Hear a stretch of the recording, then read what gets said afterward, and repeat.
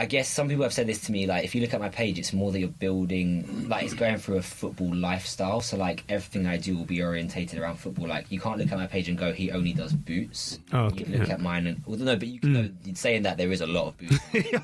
But, like, I will then do content for other people. I will do videos for brands or myself that I just want to do, or if it's training or, like, match-related stuff. Like, I'll always go out and do those kind of things. So, like... But it is, again, what brands will see. They'll look at your value and what you do and kind of go, how creative is it? Like, how are you pushing boundaries and how are you doing something that they couldn't even see themselves that you could?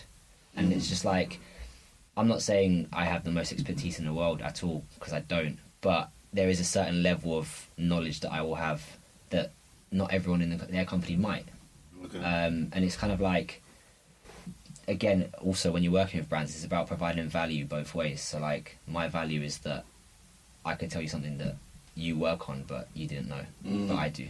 So it's like, yeah, it's like providing value and just constantly, like, wanting to be creative in terms of having brands wanting to work with you, because they're not going to go to someone that just takes selfies every day and post that, unless they obviously have 100,000 followers, because it doesn't matter. Because there's no, like, creativity to it. There's no structure to what they do. Just random, okay. Now, sorry, I wasn't comparing you to Kylie Jenner, by the way. You're completely different people. That's right, but with her, a lot more substance here.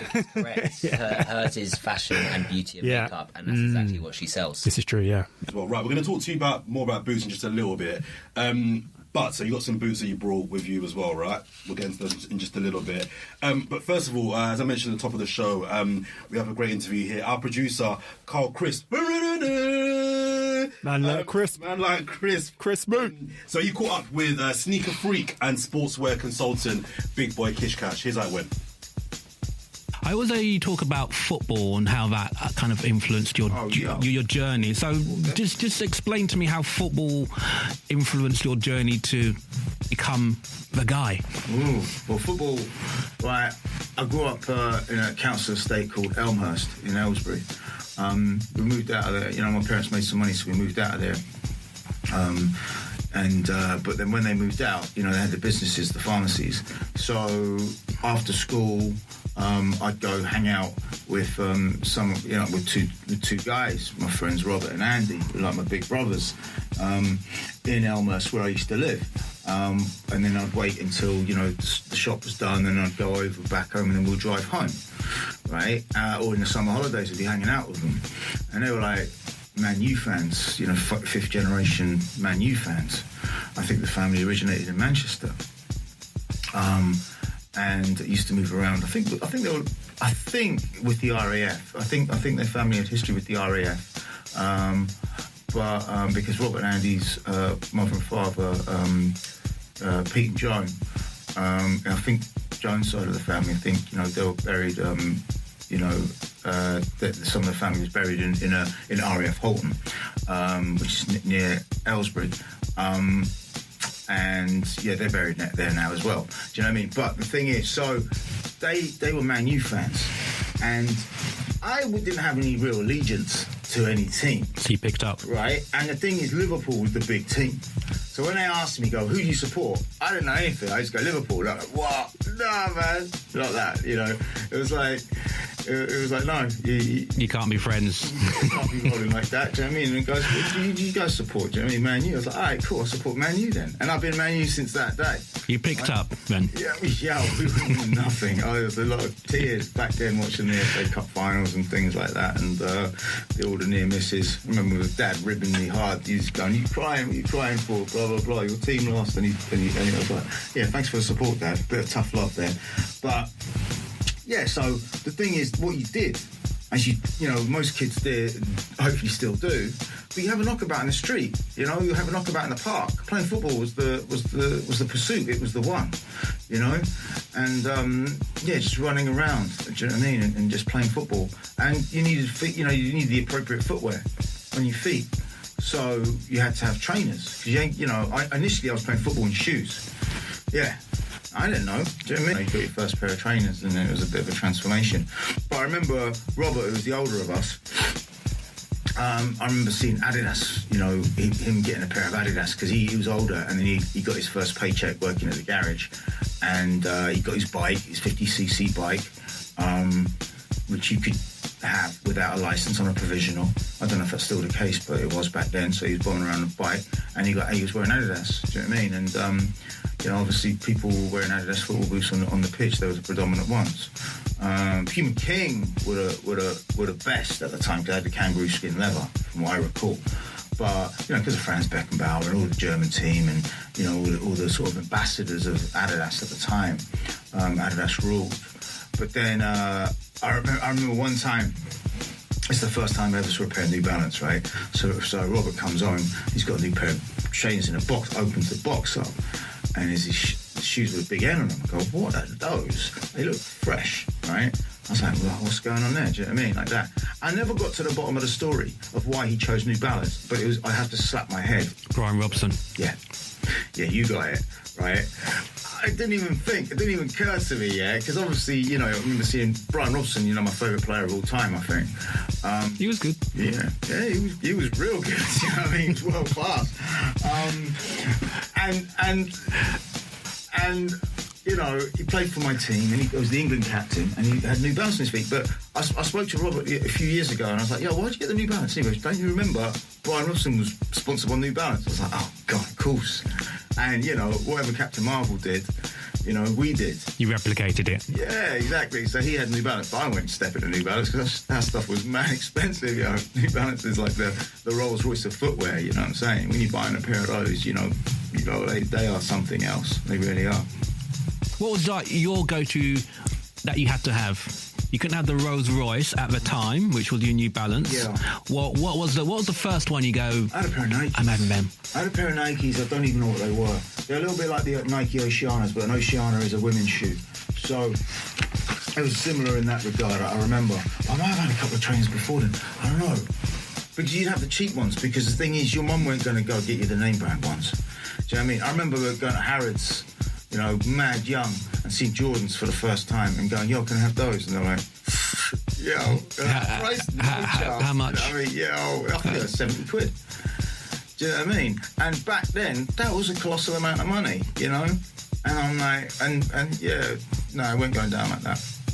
It weren't going down like that. I've made up for it since, I reckon. Do you know what I mean? Maybe that's the Freudian of this. Do you know what I mean? It's like being denied certain pleasures has facilitated a desire in a certain way.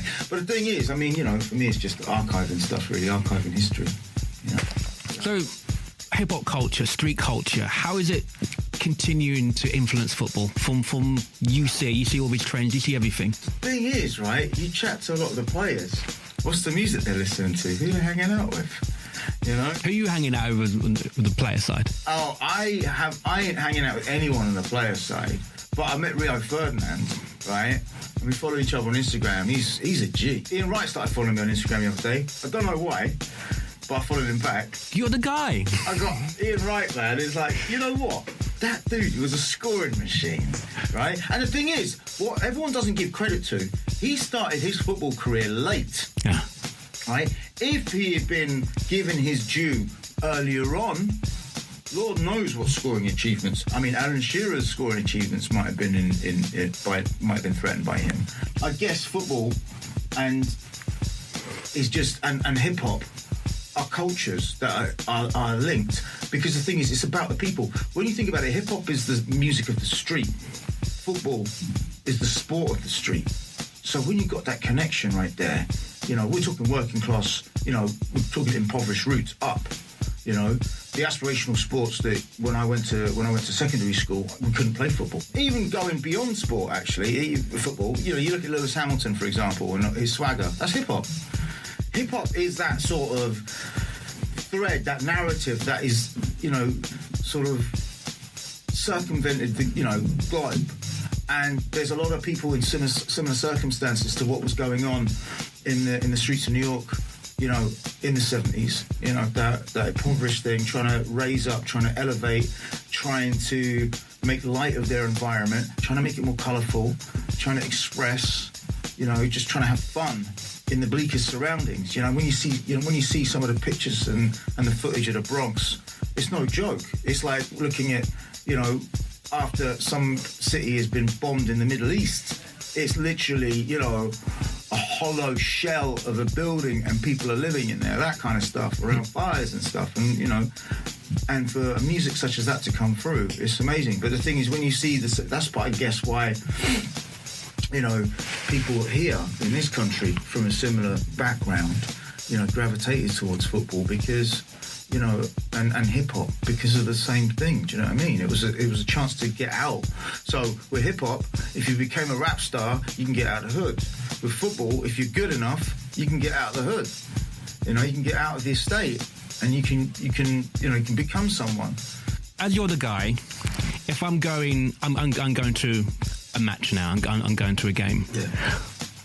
What sneakers should I be wearing for aesthetics and practicality? There's a practicality. Name top 5. Oh my! What should I do? Top 5. Never do a top 5. Well, two. Give me two. Terraces used to be ruled by Adidas, right?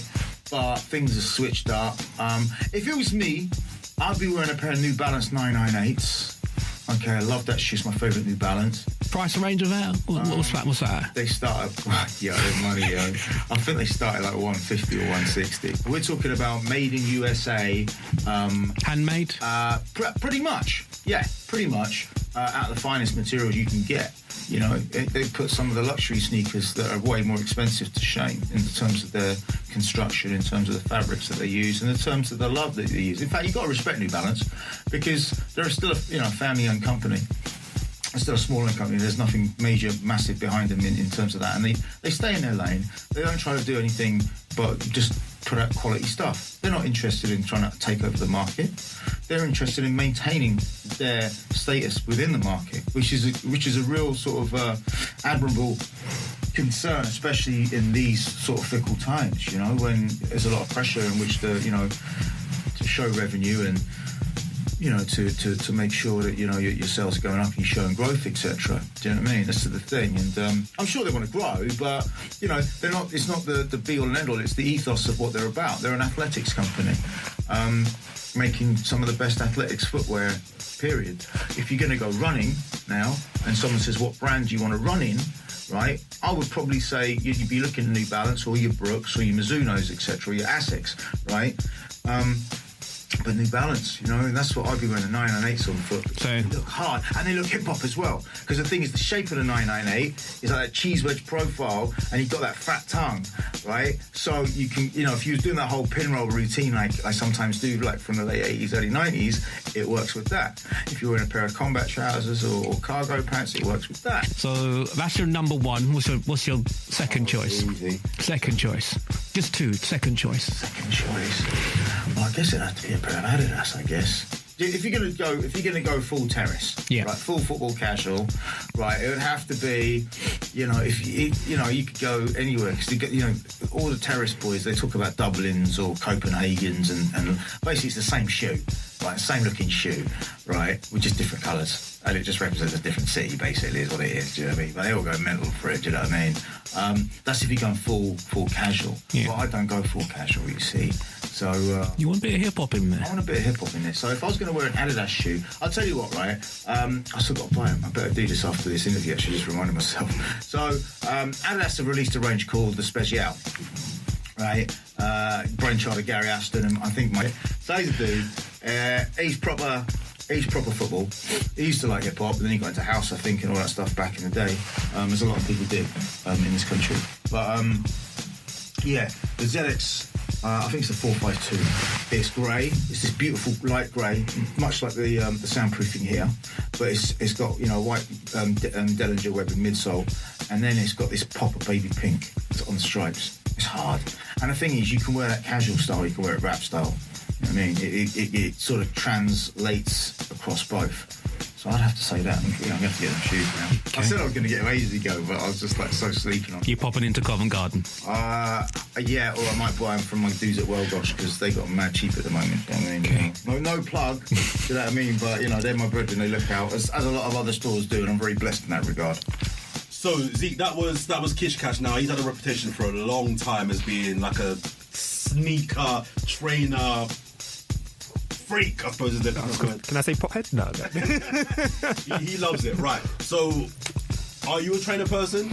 Was you ever a big trainer? I am low-key trainer person, but I like my hybrids. I like you to